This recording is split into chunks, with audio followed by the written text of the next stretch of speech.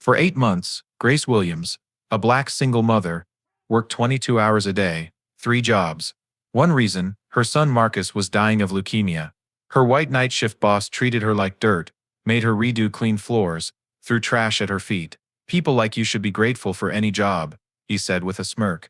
Grace never fought back. She couldn't afford to, until the night she collapsed at 3 a.m., bleeding hands on the cold floor. Then Jesus walked through those office doors. And the transformation that followed left everyone speechless. The fluorescent lights of Memorial Hermann Hospital buzzed with that persistent electric hum that Grace Williams had learned to tune out over the past 8 months. It was 6:47 a.m., 13 minutes before her shift officially ended, but Grace was already pushing her cleaning cart toward the storage closet on the fourth floor. She had learned that those 13 minutes could mean the difference between catching the 7:15 bus or waiting another 40 minutes for the next one. And 40 minutes meant being late to her second job.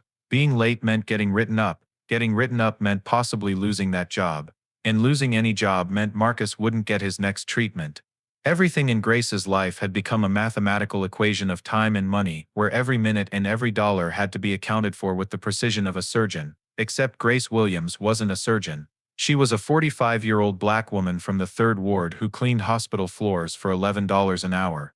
"Grace, you missed a spot near room 437, called out Sandra, the floor supervisor, a woman whose greatest joy in life seemed to be finding fault in other people's work. Grace turned around, even though her lower back was screaming in protest. She had been on her feet since 7 a.m. the previous morning, with only a 2-hour break for sleep between her third and first jobs. 22 hours of work, 2 hours of sleep, that had been her schedule for the past 8 months. "Yes, ma'am, I'll get it right away," Grace responded with the kind of gentle compliance she had perfected over decades of service work. No attitude, no pushback, no visible exhaustion, just quiet, efficient obedience. She pushed her cart back down the hallway, her worn sneakers squeaking softly against the linoleum she had already mopped twice. The spot Sandra mentioned was barely visible, a small streak near the water fountain that could have easily been overlooked. But Sandra never overlooked anything when it came to Grace. As she bent down to clean the already clean floor, Grace felt her phone vibrate in her pocket. She didn't need to check it to know what the notification said. It was the automatic reminder from Marcus's medical portal: treatment payment due in 3 days. Amount outstanding $8,247. That number had been burned into Grace's mind since she received the call from the hospital's billing department last week. $8,247. It might as well have been 8 million. Grace finished the unnecessary cleaning, returned her cart to the storage closet, punched out exactly at 7 a.m., and speed-walked toward the bus stop 3 blocks away. Her body moved on autopilot, muscle memory guiding her through the same route she had taken every single day for the past year. Down the stairs because the elevator was too slow, through the side exit because it was closer to the bus stop, past the coffee shop where doctors and nurses grabbed their morning lattes that cost more than Grace made in an hour. She made it to the bus stop with 2 minutes to spare, collapsing onto the metal bench with a barely suppressed groan. Her feet throbbed inside her cheap sneakers, the kind that wore out every 6 weeks but were all she could afford. An elderly black woman sitting next to her glanced over with knowing eyes. "Long shift, baby?" the woman asked with that particular Houston warmth that made even strangers feel like family. "Yes, ma'am," Grace replied, managing a tired smile, "but God is good. God is good all the time." The woman responded automatically, the call and response of black church culture. "You look like you carrying the weight of the world on those shoulders." Grace's smile became more genuine, touched by the stranger's concern. "Just carrying what the Lord gives me to carry, ma'am. My son, he's sick. Leukemia. So I work and I pray, and I trust that God's got a plan." The elderly woman reached over and squeezed Grace's hand, her weathered fingers warm and soft. "What's your boy's name, baby?" "Marcus. He's 12 years old." "Marcus," the woman repeated, as if committing the name to memory for her prayers. "The Lord sees you, Grace. He sees every tear, every sacrifice, every moment you want to give up but you don't. You keep carrying that weight, and He'll carry you. You hear me?" Grace felt tears prick her eyes but blinked them back. She couldn't afford to cry, not now, not on the bus where people could see. She had to stay strong. She had to keep moving. "Thank you, ma'am. I appreciate that more than you know." The bus pulled up with a hydraulic hiss, and Grace boarded, scanning her reduced fare card and finding a seat near the back. The ride to her second job took 35 minutes through morning Houston traffic, and Grace used every single one of those minutes to close her eyes and rest. Not sleep, exactly, but a kind of suspended consciousness where her body could briefly stop moving while her mind remained alert enough to wake up at her stop. At 8:02 a.m., Grace walked through the employees' entrance of Burger Palace, a fast food restaurant off Highway 59, where she worked the breakfast and lunch rush. She changed into her uniform in the bathroom, splashed cold water on her face, and tied her hair back into a neat bun. By 8:15, she was at her station, taking orders with a smile that never quite reached her eyes. "Welcome to Burger Palace, what can I get started for you today?" The words came out automatic, cheerful, the voice of someone who wasn't currently running on fumes and desperation. Customer after customer, order after order, hour after hour, breakfast sandwiches, hash browns, coffee, orange juice.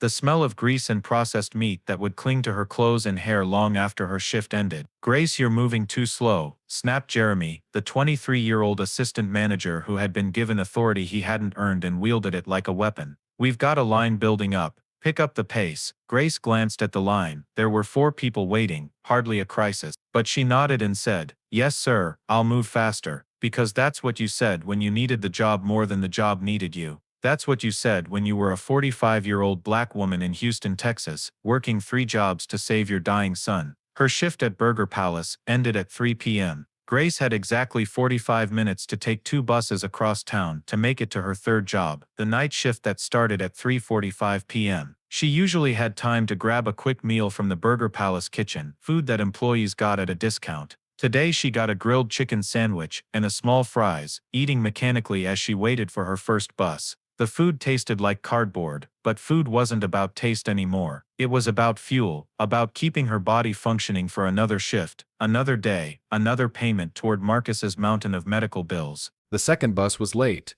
Grace watched the minutes tick by on her phone with growing anxiety. 3:37 p.m., 3:41 p.m., 3:44 p.m. The bus finally arrived at 3:47, and Grace practically ran the 2 blocks to Coleman Commercial Cleaning Services, the company that contracted her out to clean office buildings throughout downtown Houston. She burst through the door at 3:58 p.m., 2 minutes before her shift started. "Cutting it close, Grace," said Rita at the front desk, not unkindly. Rita was a Filipino woman in her 50s who had worked for Coleman for 15 years and had seen hundreds of desperate people cycle through the company's revolving door of low-wage labor. "I'm sorry, Rita. The bus was late," Grace panted, already heading toward the changing room to grab her cleaning supplies. "Your assignment tonight is the Westheimer Tower, floors 15 through 22. Richard is the supervisor on duty." Rita's voice had changed slightly when she said Richard's name, a subtle warning that Grace had learned to recognize over the past 3 months. Grace's stomach tightened, but she kept her expression neutral. "Thank you, Rita. I'll head over there now." The Westheimer Tower was a gleaming monument to corporate wealth in downtown Houston, 35 floors of glass and steel that housed law firms, investment companies, and consulting agencies. The kind of building where the people who worked during the day made more in an hour than Grace made in a week. And at night, when all those important people went home to their families and their comfortable lives, people like Grace came in to erase the evidence of their existence. Empty trash cans, vacuum carpets, clean toilets, wipe down conference tables.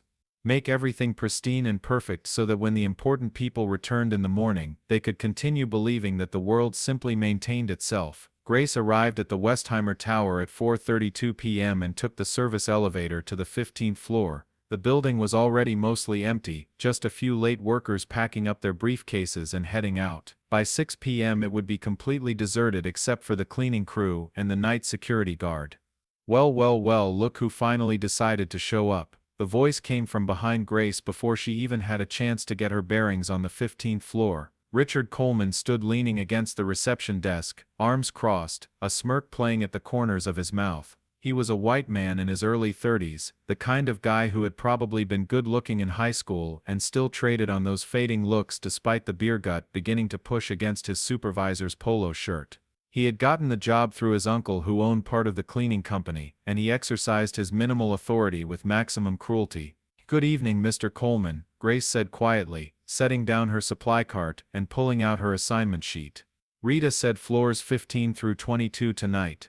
"Oh, Rita said that, did she?" Richard pushed off from the desk and walked slowly toward Grace, invading her personal space in a way that made her want to step back, but she stood her ground, keeping her eyes respectfully lowered. Well, I'm the supervisor on duty, and I say you're starting on 22 and working your way down. The executive suites on 22 need extra attention. Apparently they had some big meeting today and the place is trashed. Grace nodded. It didn't matter where she started. She had 8 floors to clean before her shift ended at midnight. Yes sir, I'll head up there right away.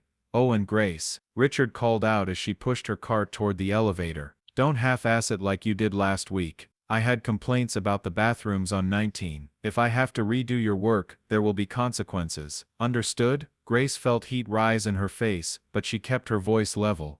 Yes sir, I understand. I'll make sure everything is perfect. People like you should be grateful for any job, Richard said, his voice casual, conversational, as if he were commenting on the weather. In this economy with your situation, you're lucky Coleman Services was willing to take a chance on you. Grace's hands tightened around the handle of her cleaning cart, but she couldn't respond, because Richard was right about one thing: she couldn't afford to lose this job. This third job paid $13 an hour, $2 more than the hospital, and she worked 7 hours a night, 5 nights a week. That was an extra $455 a week, almost $2,000 a month. Without this job, she would fall even further behind on Marcus's treatments. So she swallowed her pride, nodded one more time, and pushed her cart into the service elevator. Only when the elevator doors closed did she allow herself to lean against the wall and close her eyes for just a moment. Lord, give me strength, she whispered. I can't do this on my own. I need you. Marcus needs you. Please God, I'm so tired. The elevator dinged at the 22nd floor, and Grace straightened up, composing herself. The executive suite was indeed a mess. Coffee cups on every surface, food wrappers overflowing from trash cans, conference rooms with whiteboards covered in diagrams and projections that probably represented millions of dollars in business deals. Grace got to work. She started with the trash, moving methodically from office to office, emptying bins, wiping down desks, organizing scattered papers into neat piles. Then she moved to the conference rooms, erasing whiteboards, cleaning the massive tables that probably cost more than Grace made in a year. She vacuumed the carpets, paying special attention to the high-traffic areas near the elevator and the main conference room. She cleaned the break room, scrubbing the sink until it gleamed, wiping down the expensive espresso machine, organizing the gourmet snacks in the cabinets. By the time she finished the 22nd floor, it was 8:17 p.m. She had been working for almost 13 straight hours, and her body was beginning to shut down. Her feet felt like they were walking on broken glass. Her lower back had progressed from a dull ache to sharp, stabbing pains every time she bent over.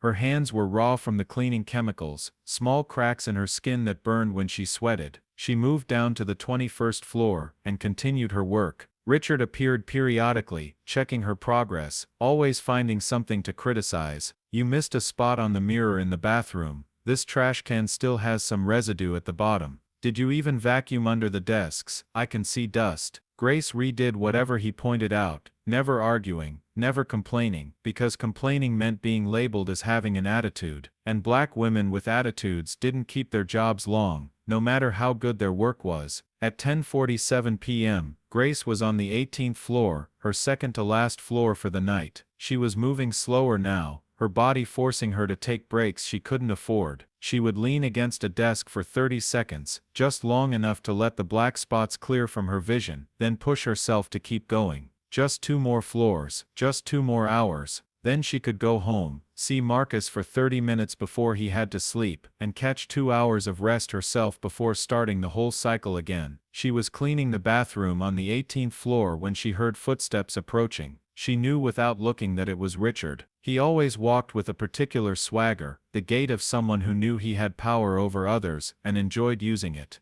Grace, Grace, Grace, Richard said, appearing in the bathroom doorway. He was holding a cup of coffee, and Grace noticed his eyes were slightly unfocused. He'd been drinking. She could smell the alcohol mixing with the coffee. You know what your problem is? Grace continued scrubbing the sink, not making eye contact. No, sir. Your problem is you're lazy. You people always are. You want everything handed to you, but you don't want to put in the real work. He took a sip of his spiked coffee and leaned against the doorframe, blocking Grace's exit. You know how many applications we get for these positions? Dozens, maybe hundreds. Hard-working people, legal people, who would kill for this opportunity. And yet here you are, barely meeting minimum standards. Grace's hands shook as she wrung out her cleaning cloth. I'm doing my best, Mr. Coleman. If there's something specific you'd like me to improve, I'm happy to. Your best, Richard laughed, a harsh sound that echoed off the bathroom tiles. Your best is making me have to constantly check your work. Your best is complaining about the schedule. Your best is showing up late. I was 2 minutes late today because the bus. I don't want to hear your excuses. Richard pushed off from the doorframe, and Grace instinctively took a step back, her hip hitting the edge of the sink.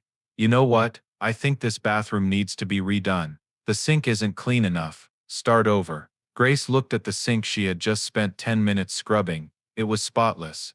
The chrome fixtures gleamed under the fluorescent lights. Sir, did I ask for your opinion? Richard's voice had gone cold. I said start over. Or are you refusing a direct order from your supervisor? Grace felt tears building behind her eyes but forced them back. She couldn't cry, not in front of him, not where he could see her break. No, sir, I'll start over. That's what I thought. Richard took another sip of his coffee and walked away, leaving Grace alone in the bathroom. She waited until she heard his footsteps fade down the hallway before she allowed herself to lean against the wall. Her entire body was trembling. Not just from exhaustion now, but from humiliation, from rage, from the crushing weight of powerlessness. She thought about Marcus, lying in his hospital bed, fighting leukemia with a bravery that shattered her heart every time she saw him. She thought about the treatment he needed, the money she didn't have, the impossible math that kept her trapped in this cycle of abuse and exhaustion.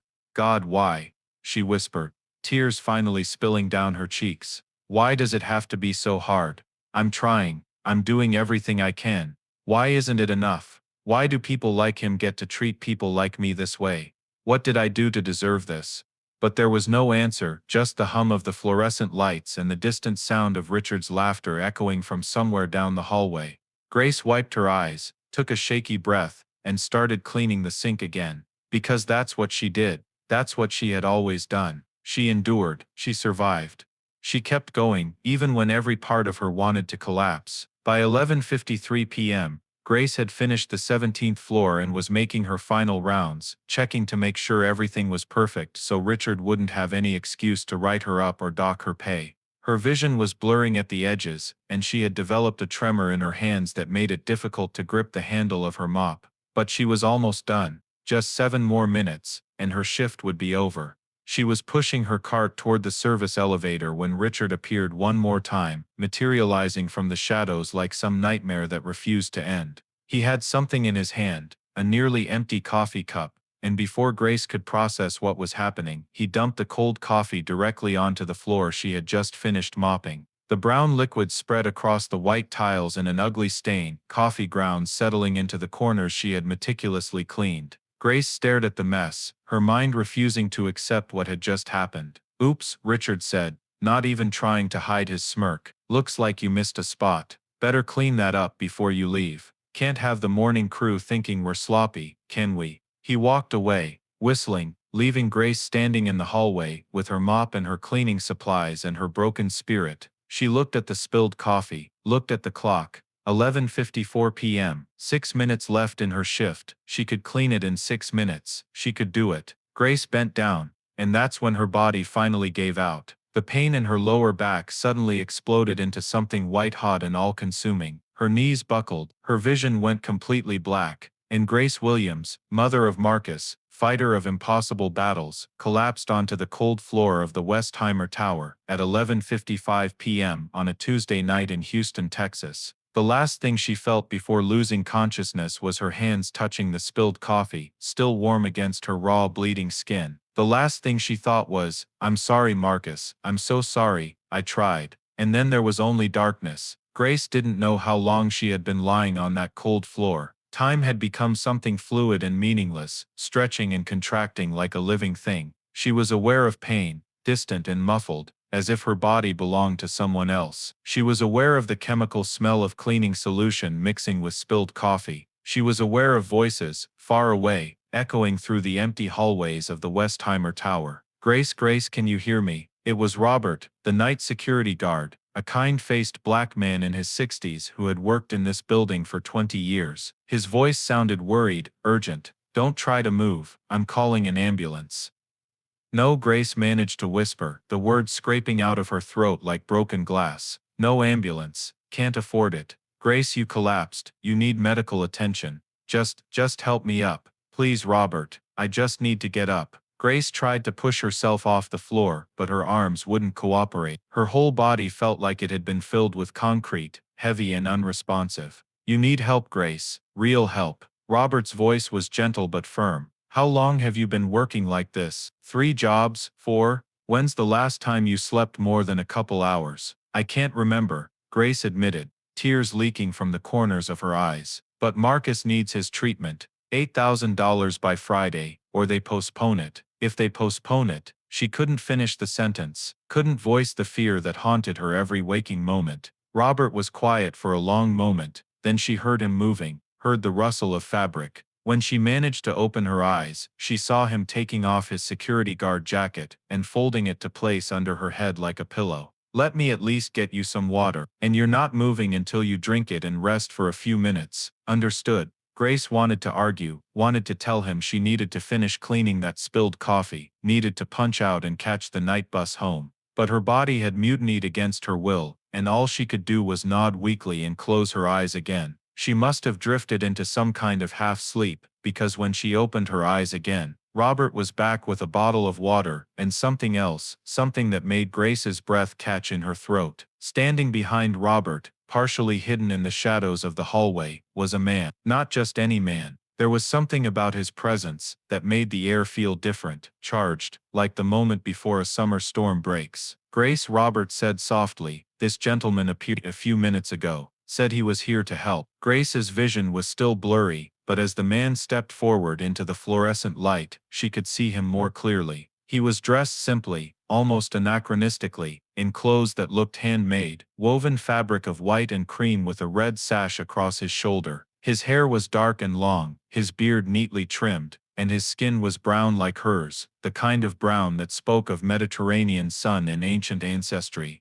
But it was his eyes that captured Grace's attention. They were dark, impossibly deep, and when they looked at her, she felt seen in a way she had never experienced before. Not just seen on the surface, but known down to the very core of her soul. Grace Williams, the man said, and his voice was like water over smooth stones. Musical and peaceful, faithful servant, devoted mother, beloved daughter of God. Grace tried to sit up, confused and disoriented. Who are you? How do you know my name? The man smiled, and it was the kind of smile that made Grace feel like she had just come home after a lifetime of wandering.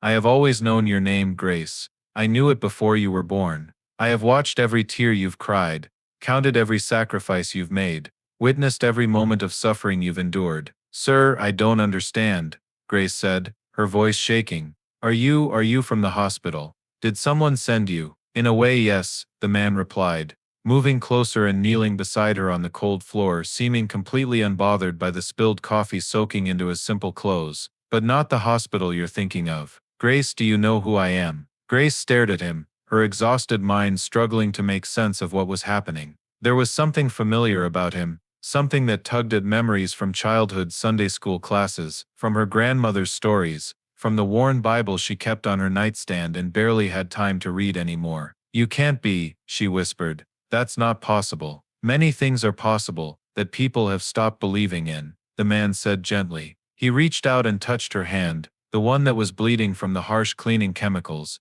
and Grace felt warmth spread from his fingers into her skin. Not just physical warmth, but something deeper, something that reached into the places where exhaustion and despair had taken root. Your faith has sustained you through 8 months of impossible trials, Grace. Did you think that faith went unnoticed? Jesus. The name came out as a question, as a prayer, as an impossibility that somehow felt like the only truth that made sense. Are you really? I am, he said simply. I have been with you every moment, Grace. When you scrubbed floors at the hospital, while Marcus was 3 floors above you, fighting for his life. When you smiled at rude customers at the Burger Palace, even though your feet were bleeding inside your shoes. When Richard humiliated you, degraded you, treated you as less than human. I was there, I saw it all, and I wept with you. Tears were streaming down Grace's face now, hot and unstoppable. Then why didn't you help me? Why didn't you stop it? Why does Marcus have to suffer? Why do people like Richard get to treat people like me like we're nothing?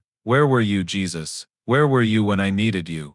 The man, Jesus, didn't flinch from her anger or her pain. Instead, he cupped her face gently in his hands, his thumbs wiping away her tears. I was carrying you, Grace. Every step you took, I was carrying you. Every burden you lifted, I was lifting it with you. And tonight I am here to remind Richard Coleman and everyone who has ever treated my children with cruelty that I see everything, and I respond to everything. As if summoned by the mention of his name, Richard appeared at the end of the hallway. He had his phone out, probably playing some game, and he looked annoyed to see the scene before him. What the hell is going on here? Grace, why are you still on the floor? And who is this? He gestured dismissively at Jesus. Visitors aren't allowed in the building after hours. Security, get him out of here. Robert looked uncomfortable, glancing between Richard and the stranger. Sir, I think this gentleman is I don't care who he is. Get him out now. Richard's voice was sharp, authoritarian, the voice of someone used to being obeyed without question. Jesus stood up slowly, gracefully, and turned to face Richard. The change in the atmosphere was immediate and palpable. The fluorescent lights flickered, the air grew heavy, and Richard, who had been striding forward with all his usual arrogance, suddenly stopped in his tracks as if he had walked into an invisible wall. Richard Andrew Coleman, Jesus said, his voice still gentle, but carrying an authority that made every word feel like it had physical weight. Son of Andrew and Margaret Coleman, born July 15, 1990 in Houston, Texas, graduated from Westside High School with mediocre grades, hired by Coleman Commercial Cleaning Services, not because of your qualifications, but because your uncle owns 30% of the company. Richard's face had gone pale. Who told you? You think I need to be told? Jesus took a step toward Richard, who instinctively took a step back. I was there on March 23, 2015. When you were pulled over for drunk driving and the officer let you go with a warning because you were white and polite and called him sir. I was there on November 8, 2018, when you were passed over for a promotion you didn't deserve, and you blamed it on affirmative actions instead of your own incompetence. I was there on January 4, 2023 when you first met Grace Williams, and immediately decided she was beneath you because of the color of her skin. I'm not racist, Richard stammered, his usual confidence crumbling. I treat everyone the same. Do you? Jesus's voice carried a edge now, sharp as a blade. When Tyler Mitchell, the white college student who works part-time, shows up late, you laugh it off. When Grace Williams, who works 22 hours a day to save her dying son, is 2 minutes late because of the bus, you threaten her job. When Christina Reynolds spills something, you say accidents happen. When Grace cleans a floor to perfection, and you spill coffee on it deliberately, you make her clean it again while you laugh. Richard's mouth opened and closed, but no words came out. For the first time in his life, he had no clever comeback, no dismissive joke, no way to deflect or deny. But tonight, Jesus continued, his voice growing stronger, tonight you went too far. Tonight you broke something in Grace that I have been carefully, lovingly, miraculously holding together for 8 months. Tonight you took a woman who was already carrying more than any human should bear, and you deliberately added to her burden because it amused you, because you could, because in your small cruel mind, her suffering meant nothing. I was just doing my job, Richard whispered, making sure standards are met. No, Jesus said firmly, you were exercising power over someone who had none. You were punishing Grace for the color of her skin, for her poverty, for her desperation. You saw her vulnerability, and you exploited it, and you enjoyed it. The fluorescent lights flickered again, and in the unstable illumination, Jesus seemed to grow larger, his presence filling the hallway until it felt like the building itself was too small to contain him. Do you remember what I said, Richard? Truly I tell you, whatever you did for one of the least of these brothers and sisters of mine, you did for me. Every time you humiliated Grace, you were humiliating me. Every time you made her redo perfect work, you were doing it to me. Every time you called her lazy, worthless, inferior, you were saying it to me. Richard collapsed to his knees, his phone clattering to the floor. I didn't know, he gasped. I didn't know it was you. But you should have known it mattered, Jesus replied. You should have known that Grace Williams, struggling mother, faithful servant, child of God, mattered. Her suffering should have mattered to you not because I was watching, but because she is human. Because she is your sister. regardless of the color of her skin. Because her pain is real, her struggles are real, her son's life is real. Jesus knelt down in front of Richard, meeting him at eye level. You have been given so much, Richard. Opportunities that Grace never had. Second chances Grace would never receive. Benefit of the doubt that Grace is constantly denied. And you have used all of it to make yourself feel superior to people who are actually stronger, braver, and more faithful than you could ever imagine being. What are you going to do to me? Richard's voice was small, childlike, terrified. I'm going to give you something you don't deserve, Jesus said softly. I'm going to give you what I have given every human being since the beginning of time. I'm going to give you a choice. You can continue on the path you're on, using your privilege and power to crush others, justifying your cruelty with excuses and rationalizations, and you will find that path leads to a loneliness and emptiness that all your money and status can never fill. Jesus paused, letting the weight of those words settle. Or you can choose differently. You can look at Grace Williams and see not someone beneath you, but someone who has taught you about real strength, about real sacrifice, about real faith. You can take the resources you've been given, the opportunities you've had, and use them to lift up instead of push down. You can become the man you were always meant to be instead of the man you've chosen to become. But I've been so awful, Richard sobbed, the reality of his actions finally breaking through years of denial and self-justification. How can I possibly make up for what I've done? You can't, Jesus said simply. The past is the past. You cannot undo Grace's suffering. You cannot give back the dignity you took from her. But you can choose right now in this moment to be different, to be better, to be mine. Jesus stood and returned to Grace, who had been watching the entire exchange with wide eyes. He helped her to her feet, and as he did, Grace felt strength returning to her body. The pain in her back faded. The exhaustion that had been crushing her for months lifted. Her bleeding hands stopped hurting. Grace, Jesus said, holding both of her hands in his. Your faith has sustained Marcus. Your prayers have already been answered. The treatment he needs will be provided. Every dollar will be accounted for. Every bill will be paid. You will not lose your son. How? Grace whispered.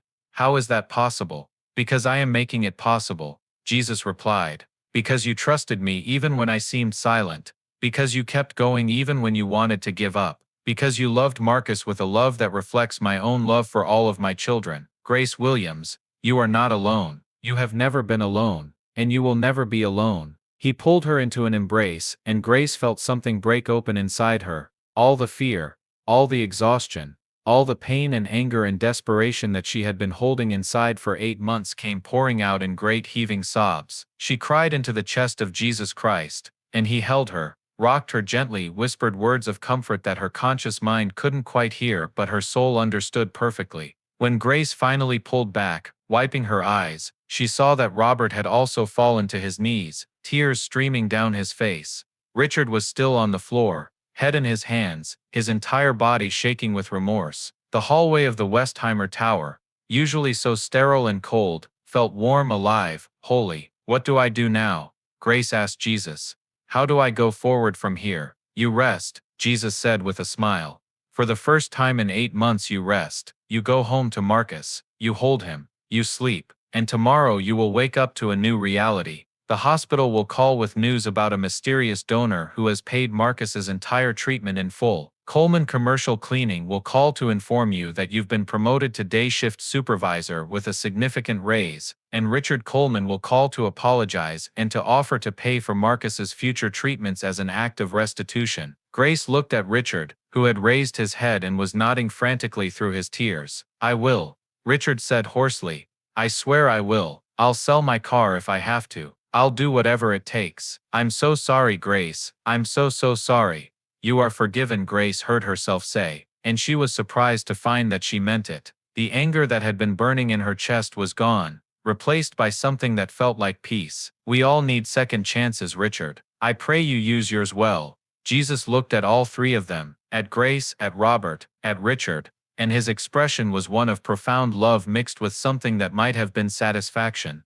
This is why I came, he said, not to condemn but to redeem, not to destroy but to restore, not to punish but to transform. Richard, you will spend the rest of your life making amends for the harm you've caused, not because you fear hell, but because you finally understand heaven. He turned to Robert. And you, faithful watchman, you will tell this story. People will doubt you, mock you, call you crazy, but you will tell it anyway, because there are thousands of others like Grace out there, working impossible hours, fighting impossible battles, wondering if anyone sees their suffering, and they need to know that someone does. They need to know that I do. Robert nodded solemnly. I'll tell it, Lord. I'll tell everyone who will listen. And Grace, Jesus said, turning back to her one final time, Grace, beloved daughter, you will live to see Marcus grow up. You will see him graduate high school. You will see him go to college. You will see him become a doctor, and he will dedicate his life to treating leukemia patients who can't afford care. Your suffering will not be wasted. Your faith will bear fruit that feeds thousands. The pain you endured will become purpose that transforms lives. Thank you, Grace whispered, fresh tears streaming down her face. Thank you, Jesus, for seeing me, for not forgetting me, for being here. I am always here, Jesus replied. Even when you cannot see me, even when you cannot feel me, even when you think I have abandoned you, I am here. I am in the hands of the nurse who was extra gentle when drawing Marcus's blood. I am in the smile of the bus driver who waited an extra 30 seconds so you wouldn't miss your connection. I am in the elderly woman who prayed for you at the bus stop. I am in Robert's kindness. I am even in Richard's potential for change. He stepped back, and as he did, the light in the hallway seemed to grow brighter, more golden, until Grace had to shield her eyes. Go home, Grace. Go home to your son. And remember this night. Remember that heaven is never as far away as it seems. Remember that justice, real justice, divine justice, is never forgotten. And remember that love, sacrificial love, mother's love, God's love, is the most powerful force in the universe. When Grace's eyes adjusted and she could see clearly again, Jesus was gone, not disappeared in some dramatic flash, but simply no longer there, as if he had never been, except the warmth remained, the peace remained, the certainty that everything he had said was true remained. Grace looked at Richard, who was slowly getting to his feet. Their eyes met, and something passed between them, a understanding that transcended words. He had been given a second chance. She had been given vindication. They had both been given grace. I'll drive you home, Richard said quietly. It's the least I can do. Grace nodded, accepting the offer not because she needed it, but because she understood that Richard needed to give it, needed to begin the long process of becoming someone different than who he had been. As they walked to the elevator together, Grace pulled out her phone and saw a text message from the hospital, time-stamped at exactly midnight. Marcus's treatment has been fully funded by an anonymous donor. No payment required. Proceed with scheduled treatment tomorrow. Congratulations, Mrs. Williams. Grace pressed the phone to her chest and whispered another prayer, this one of pure gratitude. Thank you, God. Thank you, Jesus. Thank you for not forgetting us. The elevator doors opened, and Grace Williams, who had collapsed in exhaustion and despair just an hour ago, stepped inside with her head held high, and hope burning bright in her heart for the first time in 8 months. The transformation had begun. 3 months had passed since that miraculous night at the Westheimer Tower, and Grace Williams stood in the waiting room of the MD Anderson Cancer Center, her hands clasped together in prayer, her heart beating with a rhythm that alternated between hope and terror. Today was the day. Today they would find out if Marcus's treatment had worked, if the leukemia was in remission, if her son would live to see his 13th birthday. Mrs. Williams, Doctor. Patricia Chen appeared in the doorway, her expression carefully neutral in that way doctors had perfected over years of delivering both devastating and miraculous news. We have Marcus's test results. Would you like to come back? Grace stood, her legs feeling weak despite the 3 months of actual rest she had been getting. So much had changed since that night. So much that sometimes Grace woke up wondering if it had all been a fever dream, a hallucination brought on by exhaustion and desperation. But then she would look at her bank account, see the zeros that had appeared there, read the email from Coleman Commercial Cleaning confirming her new position as day shift supervisor at $17 an hour, and she would know it had been real. Jesus had been real. The miracle had been real. She followed Dr. Chen down the hallway, past the familiar rooms where Marcus had spent so many hours receiving chemotherapy, past the nurse's station where the staff had learned her name and her story. Grace had quit 2 of her 3 jobs. She still worked at the hospital during the day, but now in a supervisory role with better hours and better pay. The Burger Palace was a memory. The night shift at Westheimer Tower was a memory. She slept 6 hours a night now, sometimes 7. She ate real meals. She had time to sit with Marcus and help him with his homework, time to pray without falling asleep mid-sentence, time to be a mother instead of just a provider. Richard Coleman had kept his word.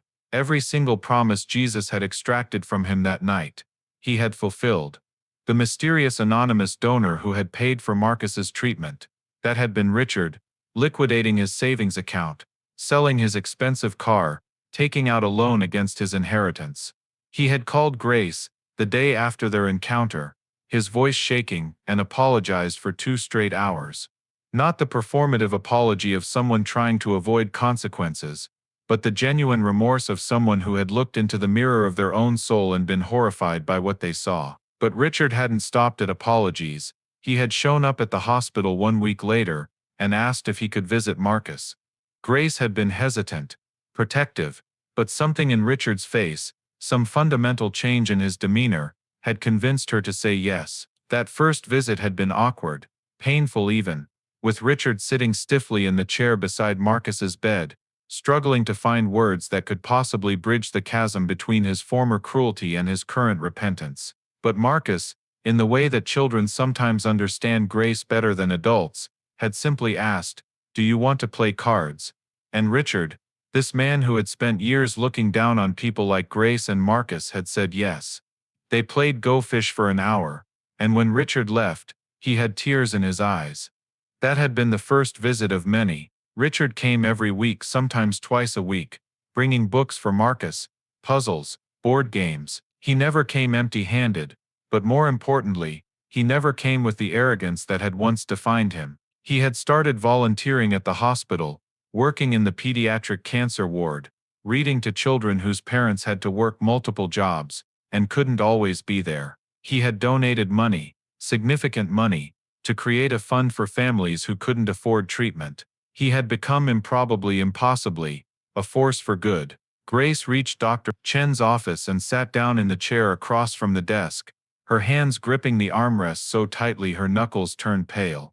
"Please," she whispered, "please tell me it worked, Doctor." Chen sat down, pulled up Marcus's file on her computer, and then did something Grace had never seen her do before. She smiled. Not a polite professional smile, but a genuine, radiant, joyful smile. "Grace, I've been an oncologist for 23 years. I've seen thousands of cases, delivered hundreds of diagnoses, witnessed outcomes that defied all medical explanation. But this," she turned the computer screen toward Grace, "this is the most complete remission I have ever seen in a patient with Marcus's initial prognosis. The cancer is gone, not just reduced, not just manageable, gone. Every test, every scan, every blood marker, clean."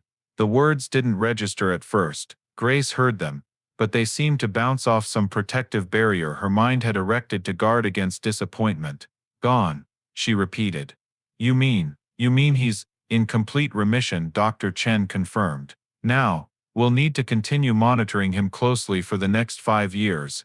There's always a possibility of recurrence. But Grace, his numbers are better than we dared hope. His body responded to the treatment in ways that honestly, from a purely medical standpoint, I cannot fully explain. If I believed in miracles," she trailed off, then shook her head with a small laugh. "Actually, you know what, I think I do believe in miracles, because this is one." Grace's vision blurred with tears. Her hands came up to cover her mouth as a sound emerged from her throat, something between a laugh and a sob. Pure emotion that couldn't be contained or categorized. "Can I see him? Can I tell him? He's waiting in the playroom. We wanted to tell you first, give you a moment to process. But yes, absolutely, go tell your son that he's going to live." Grace stood on shaking legs and moved toward the door, then stopped and turned back. "Dr. Chen, I need you to know something. 3 months ago I met someone who told me that Marcus would live, that every dollar would be accounted for, that my faith would be rewarded. I didn't tell you because I thought you'd think I was crazy. Maybe I was crazy, but he was right. About everything. Jesus was right about everything." Dr. Chen's expression softened.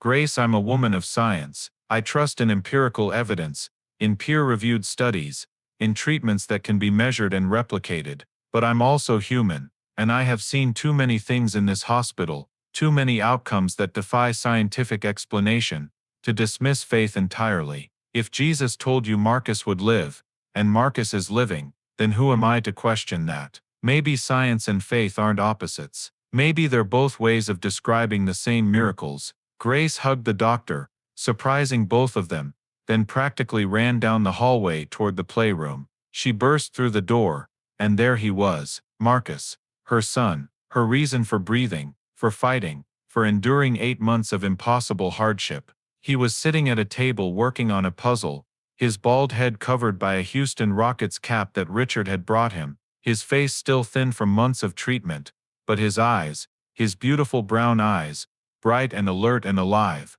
Mom, Marcus looked up, startled by her dramatic entrance. Are you okay? What did the doctor say? Grace crossed the room in 3 strides, and pulled Marcus into her arms. Holding him so tightly he squawked in protest. You're okay, she whispered into his shoulder. Baby, you're okay. The cancer is gone. You're in remission. You're going to live, Marcus. You're going to live. Marcus pulled back to look at his mother's face, searching for confirmation that this wasn't a cruel joke or a mistake. Really? Like really, Grace confirmed, tears streaming down her face. Doctor, Chen said it's the most complete remission she's ever seen. You beat it, baby. You beat leukemia. Marcus's face went through a series of expressions: shock, disbelief, hope, and then finally, joy. Pure, uncomplicated, childlike joy. He started laughing, a sound Grace hadn't heard in months, and then he was crying too, and they were both laughing and crying and holding each other in the middle of the hospital playroom, while a volunteer in the corner wiped her own eyes and smiled. I told you God wouldn't let me die yet, Marcus said when he could finally speak again. Remember, I told you I knew I was going to be okay because you prayed for me every single day, and Mom's prayers are like super powerful with God. Grace laughed through her tears. Where did you hear that? Mr. Richard told me. He said that when moms pray for their kids, God listens extra close because mom's love is the closest thing to God's love that exists on earth. Marcus paused. Mr. Richard says a lot of smart stuff now. He's different than how you described him from before. Yes, Grace agreed softly. He's very different. People can change, Marcus. When they meet Jesus, really meet him, they can become completely new people. Mr. Richard is proof of that. Is that what happened to him? He met Jesus, Marcus asked with the directness of a 12-year-old who hadn't yet learned that some questions were supposed to remain unspoken. Grace hesitated, then decided her son deserved the truth. Yes, baby, he met Jesus. We both did. The night I collapsed at work, Jesus came. He was real, Marcus.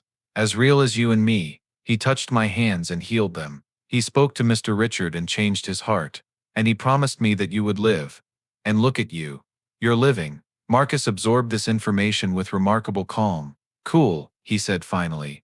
Do you think I'll get to meet Jesus too someday? I think you meet him every day, Grace replied. Every time someone shows you kindness. Every time you feel loved. Every time something good happens that shouldn't have been possible. That's Jesus, baby. He's everywhere, even when we can't see him. The door to the playroom opened and a familiar figure appeared. Richard Coleman, no longer in expensive designer clothes but in simple jeans and a volunteer t-shirt, carrying a wrapped present and wearing an expression of nervous hope. Grace, I saw Dr. Chen in the hallway. She told me the news. I hope it's okay that I came. I wanted to. I needed to. He stopped, his voice breaking. It's okay, Grace said gently. Come in. Richard approached slowly, then knelt down so he was at eye level with Marcus. Hey champ, I heard you beat cancer's butt. That's pretty awesome. Marcus grinned.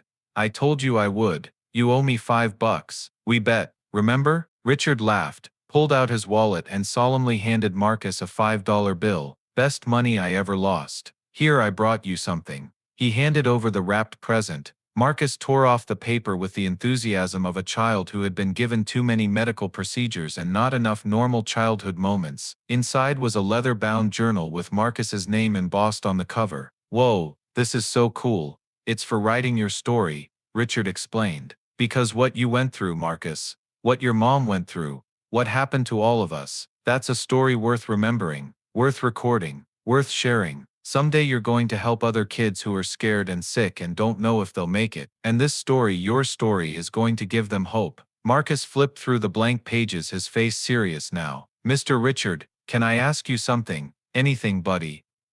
My mom said you used to be really mean to her. She said you made her life really hard when she was just trying to help me. Why did you do that? The room went silent. Grace tensed, ready to intervene if necessary. But Richard held up a hand. That's a fair question, Marcus. And you deserve an honest answer. He took a deep breath. I was mean to your mom because I was scared. That probably doesn't make sense, right? How could someone like me, someone with money and power, be scared of someone like your mom who had neither? Marcus shook his head. That doesn't make sense. You're right, it doesn't. But here's the thing, Marcus. Your mom has something I never had. She has real strength, real courage, real faith. She worked 3 jobs, slept 2 hours a night, endured humiliation and exhaustion and pain, all because she loved you so much. And that kind of love, that kind of strength, it terrified me, because it showed me how weak I was, how selfish, how empty my life was despite having so much. Richard's eyes were wet now, but he continued. So I tried to make myself feel bigger by making your mom feel smaller. I tried to convince myself I was better than her by treating her like she was less than me. And I was wrong, Marcus. So completely, horribly wrong. Your mom is one of the strongest, bravest, most incredible people I've ever met. And I'm spending the rest of my life trying to become even a fraction of the person she already is. Marcus looked at his mother, then back at Richard. Did you say sorry? About 1,000 times. But I'll say it again. Grace, I'm sorry. I'm so deeply, truly sorry for everything I did to you. I forgive you, Richard, Grace said. And she meant it more now than she had 3 months ago. Forgiveness, she had learned, wasn't a single moment but a process, a choice she had to make over and over again. And I'm proud of the man you're becoming. Richard wiped his eyes and stood. I should let you two celebrate. Marcus, you're the man of the house now. You take care of your mom, okay? She's been taking care of you for 12 years. Your turn to return the favor. I will, Marcus promised solemnly. I'm going to be strong like her. After Richard left, Grace and Marcus sat together in the playroom for another hour, not talking much, just being present with each other, processing the magnitude of what had just happened. Marcus was going to live. The nightmare that had consumed their lives for 8 months was over. They had survived. Eventually they left the hospital and took the bus home, but this time Grace wasn't rushing to make it to another job.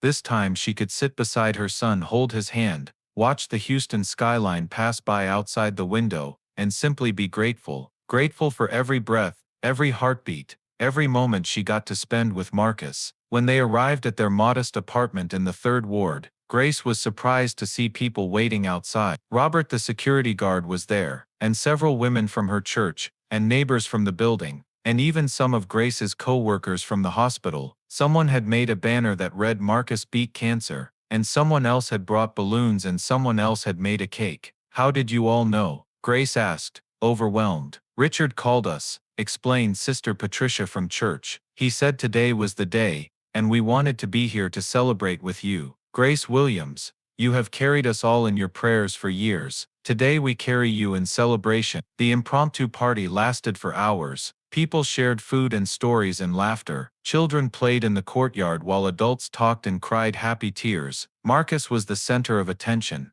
reveling in the normalcy of being celebrated for something good instead of being pitied for something terrible. And Grace, for the first time in longer than she could remember, felt part of a community instead of isolated by her struggles. As the sun began to set and people started heading home, Robert approached Grace. Can I tell you something? He asked quietly. Of course. That night at the Westheimer Tower, when Jesus appeared, I haven't been able to stop thinking about it. I've been telling everyone who will listen, just like he told me to. And you know what's amazing? People believe me. Not everyone, but enough. Enough that they're starting to look at the world differently. Starting to see that maybe miracles still happen. Maybe God still shows up. Maybe faith still matters. Grace squeezed his hand. Thank you for being there that night, Robert. Thank you for calling for help. Thank you for being a witness. Thank you for showing me what real faith looks like, Robert replied. Grace, I've been a Christian my whole life. Went to church every Sunday, sang in the choir, knew all the Bible verses. But watching you these past months, seeing how you trusted God even when everything was falling apart,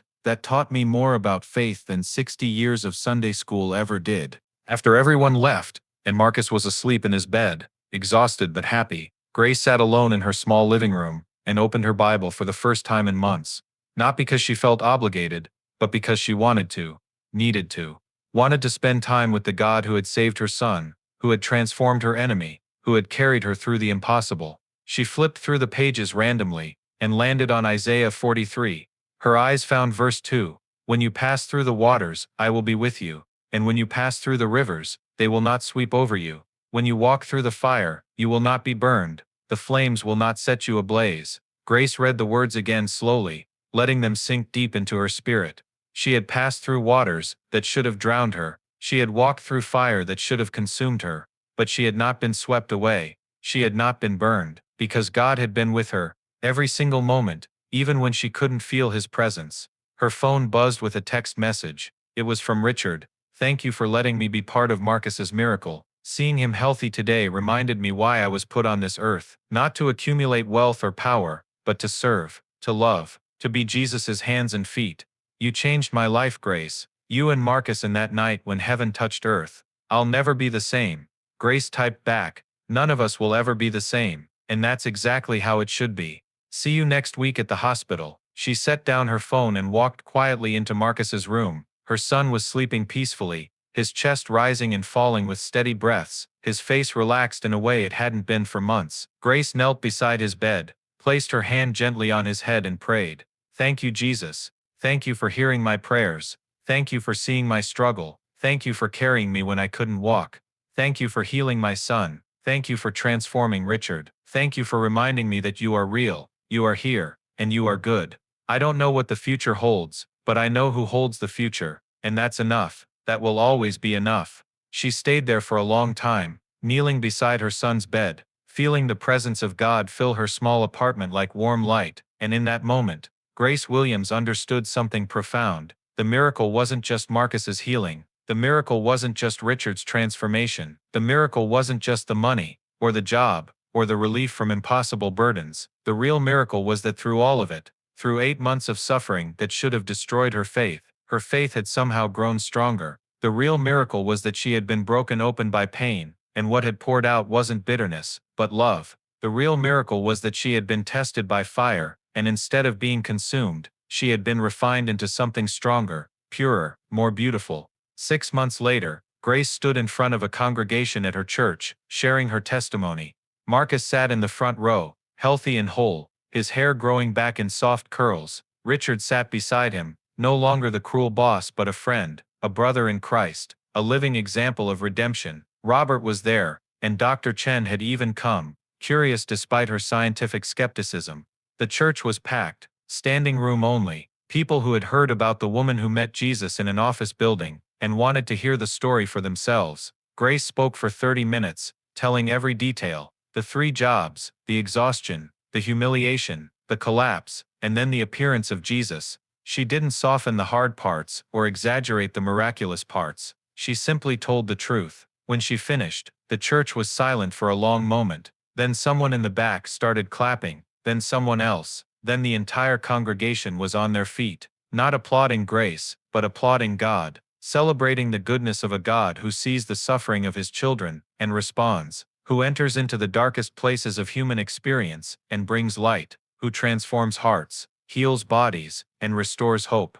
After the service, dozens of people approached Grace with their own stories of struggles and miracles, of prayers answered in unexpected ways, of moments when they too had encountered the divine in the midst of ordinary life. Grace listened to each one, prayed with each person, reminded them that they were not alone, that God had not forgotten them, that their faith mattered. One woman, an older black lady, who reminded Grace of her grandmother, grabbed her hands and said, "Baby, you don't know what your story means to people like us. Black women who work 3 jobs, mothers who sacrifice everything, people who feel invisible, forgotten, less than. You reminded us that God sees us, that our struggles matter, that justice, real divine justice, is never forgotten.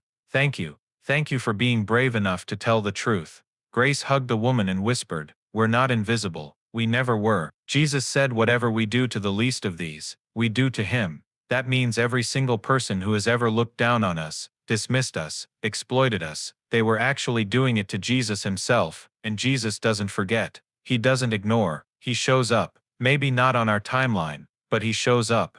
That night, Grace wrote in her own journal, the one she had started keeping after Marcus's remission. She wrote about the day, about sharing her testimony, about the people who had been encouraged, and then she wrote something that would become her life's mission.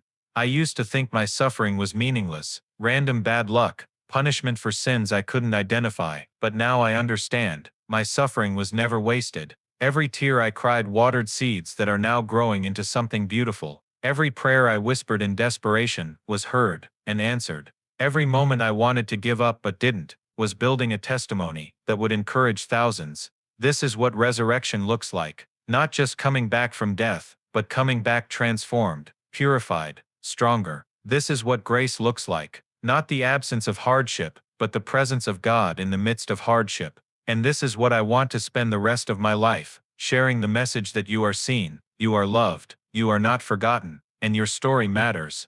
10 years later, Marcus Williams graduated from medical school at the top of his class, his specialty, pediatric oncology, his mission, treating children with leukemia, whose families couldn't afford care, and standing in the audience, crying tears of joy, was his mother Grace, now the director of patient advocacy at MD Anderson Cancer Center. Beside her was Richard Coleman, who had become a major philanthropist funding cancer research and treatment programs. And somewhere in the hospital chapel, if you listened carefully, you might hear the echo of prayers offered by a woman who once worked 22 hours a day and met Jesus in an office building at 3 a.m. The story of Grace Williams became legend in Houston's black churches, whispered among cleaning staff at hospitals, shared in break rooms at fast food restaurants. It became a reminder that God sees the invisible, hears the voiceless, and never ever forgets his children. It became proof that miracles still happen, that transformation is possible, that faith is never wasted.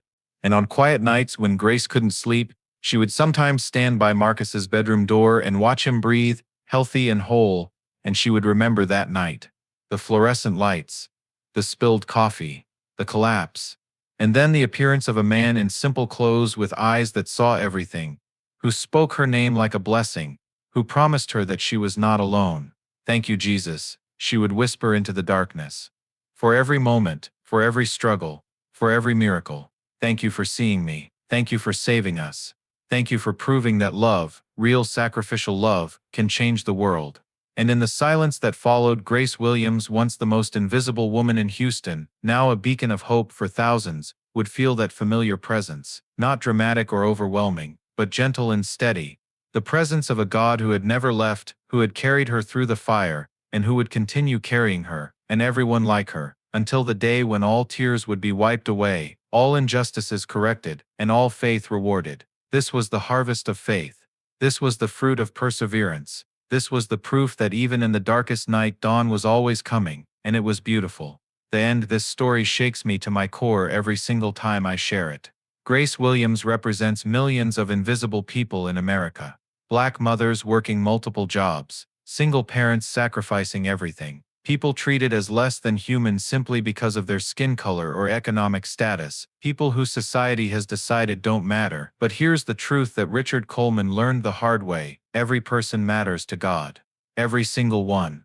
When you humiliate a struggling mother, you're humiliating Christ himself. When you exploit someone's desperation, you're exploiting Jesus. When you look down on someone because of their race or poverty, you're looking down on the God who created them in his image. What strikes me most about Grace's story is her unwavering faith. 8 months of working 22 hours a day, 8 months of bleeding hands and exhausted body, 8 months of racist abuse from her boss.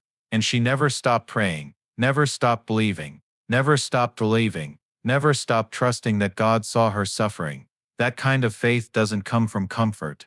It comes from being refined by fire. And Richard's transformation, that's the gospel in action. A man filled with racism and cruelty encounters Jesus and becomes completely new. Not gradually, not over years of therapy, but instantly when confronted with divine truth. He went from throwing coffee on floors to make Grace clean them again, to selling his car to pay for Marcus's cancer treatment. That's the power of meeting Jesus face to face. But the miracle isn't just Marcus's healing or Richard's transformation. The miracle is that Grace's suffering wasn't wasted. 10 years later, Marcus became a pediatric oncologist, helping children whose families can't afford treatment. Grace became director of patient advocacy, fighting for people like her former self. Richard became a philanthropist funding cancer research. One encounter with Jesus created ripples that saved thousands of lives. This is what resurrection looks like in real life. Not just coming back from death, but being transformed by suffering into something more beautiful, more powerful, more purposeful. Grace could have become bitter. She had every right to hate Richard, to hate God, to hate the system that failed her. But instead she chose forgiveness. She chose faith. She chose to believe that God had a plan even when everything seemed hopeless. And here's what I need you to understand. Grace's story is still happening right now. Right this moment, there's a single mother working 3 jobs to save her sick child. There's a black woman being humiliated by her boss and staying silent because she needs the paycheck. There's someone on their knees at 3 a.m., wondering if God even sees their suffering. If that's you, this story is Jesus's message to you. I see you. I've always seen you. Your tears are counted. Your sacrifices are recorded. Your faith is noticed, and your breakthrough is coming. Maybe not on your timeline, but it's coming. Keep going. Keep praying. Keep believing. Dawn is coming. Have you ever felt invisible like Grace? Have you ever worked so hard that your body broke but you kept going because someone depended on you? Have you ever experienced racism or discrimination that made you feel less than human? Have you ever met someone who transformed completely like Richard did? Share your story in the comments. Your testimony might be exactly what someone else needs to hear today. And if Grace's story touched your heart, share this video with someone who needs to be reminded that God sees them, that their struggle matters, and that miracles still happen. What part of this story impacted you most? Was it Grace's faith, Richard's transformation, Marcus's healing, or Jesus's appearance? Tell us in the comments below.